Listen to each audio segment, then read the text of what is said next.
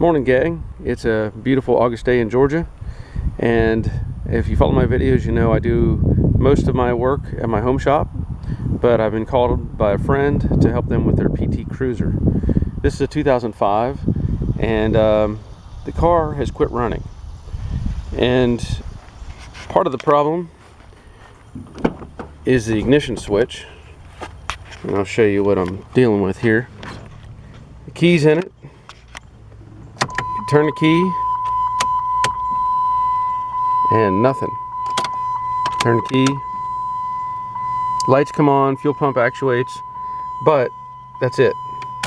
Now I did a little research and it says that it's the ignition switch actuator is the problem.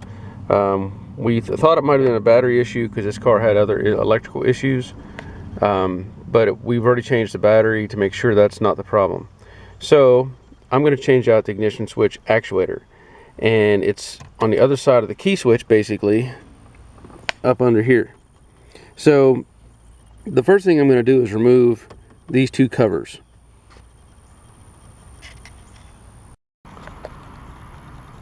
First thing is disconnect the battery.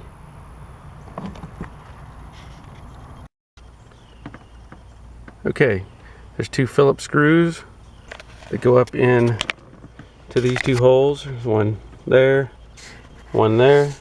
Remove those two screws, and then you'll have to take and separate right here. I took a screwdriver, just a flat screwdriver, and got in between those and separated that clip. I'll have to separate the other side and then remove the upper cover. There you go, it's already loose. That should come up and out, no problem. And then the lower cover, yep, falls right out. So let me get set for the next thing I'm going to do. Okay, now I'm going to remove the ignition switch assembly. Now this isn't the actuator, this is just the key switch. To do that, I'm going to turn the key to the on position, and then I'm going to depress this little clip right here, and that'll actually release the whole assembly. So I'll get that out of the way, and then the next step is I'm going to remove the housing for the switch.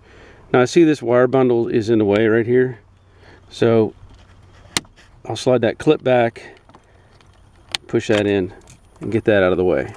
And that's just something for convenience. So now you'll see these little screws. Those are a T10 Torx, but they're also a security Torx. Now I have this little Torx deal. This is from a set that I bought at Harbor Freight. I've got a couple different setups going on, but basically it has to have a little pinhole in the end of it. You can see that, I hope.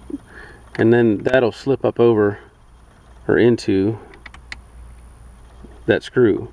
So I'll remove those, and then I'll remove this assembly.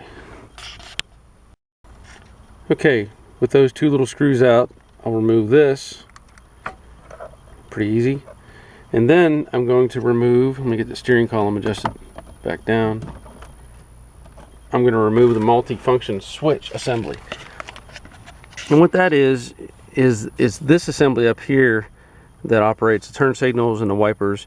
And this takes a T20 Torx, but it's a non-secure Torx. It's just a standard Torx. So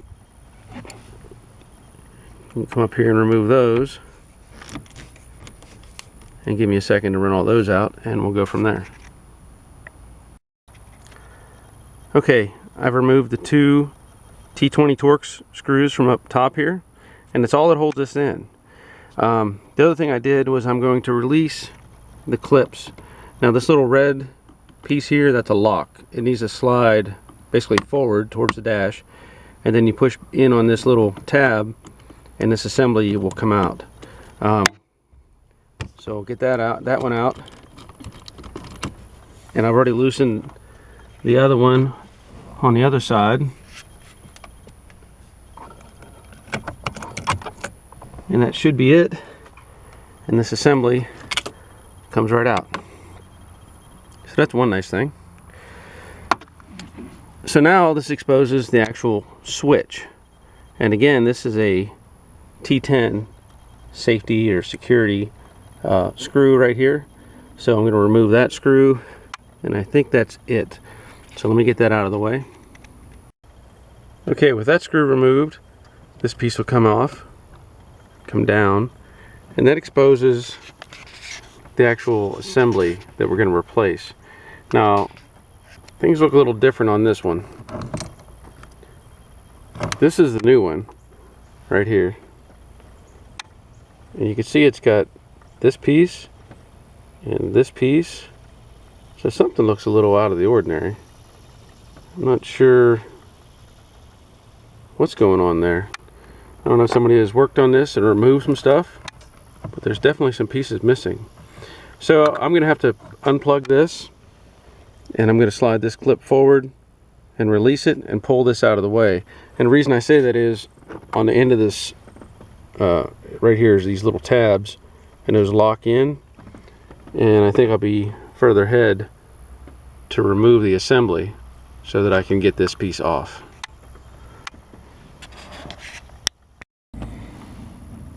Okay, so there is the actual electrical switch that makes things happen, right? And this is the key function thing that makes everything work. And basically I was able to just pull this out of this. And when I did, look what I found. This little piece of metal right here, little piece of pot metal, was supposed to be right there. You can see that okay? But that is what failed. I was a little skeptical at first because when I saw this with all this pieces missing, I couldn't figure out maybe what was going on. But now that I see this chunk missing, that's definitely the problem. So I'm going to use this one I got from Dorman. It was like $40, and it comes with all these extra little clips and things. I don't know what they do, but plugs right in. So we're going to reverse everything. I will reconnect this pin connector, and I wanted to show you as well when I took this off. Mopar or Chrysler, they always use these little red clips, and these are little safety clips, and the intent is that you wouldn't be able to release this little clip until you slide this one out of the way. So I did that to get this connection separated. So I'm going to reverse the order and start with reinstalling that assembly now that I just took out. Okay, that's back in place, and since I'm here, I'm going to put this piece up in place and reinstall the two T10 safety Torx or security Torx. Okay, that's in place. I'm going to reinstall this clip and then put the lock feature back in place. And now I have access to the top where I'll put in the multi-function assembly. So let me get that in place.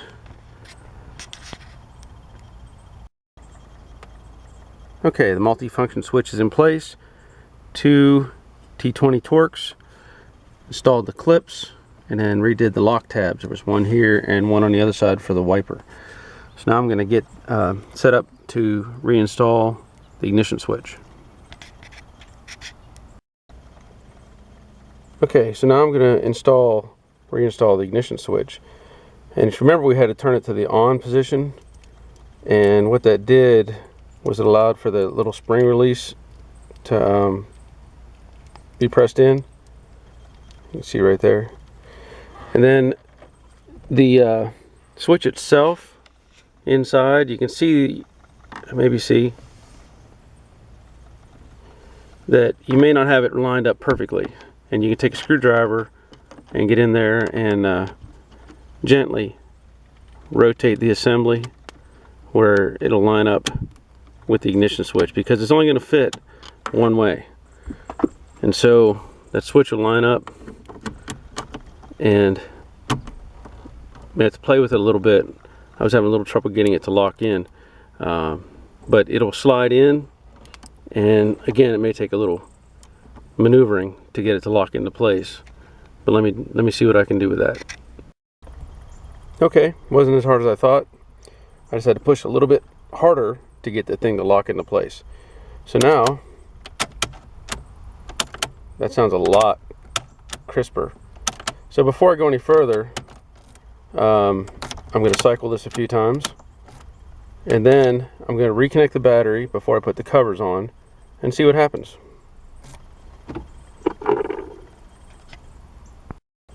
Alright, battery's reconnected. Let's see what happens. That's a good sound, even though it is a PT Cruiser. That's a good sound. Sweet. Alright, the only thing I'm going to do now is I'll reinstall those covers, the upper and lower cover, reinstall the 2 screws, and this job is done. Not that difficult. Took a little bit of figuring to get the assembly back in place, and you will need those little special T10 security Torx, but not a very difficult job. And I would say, even making the video, it only took me really about 35 minutes to do this job. So if your PT Cruiser's abandoned you, left you sitting, this may be the reason why. And that's it. Thanks for watching.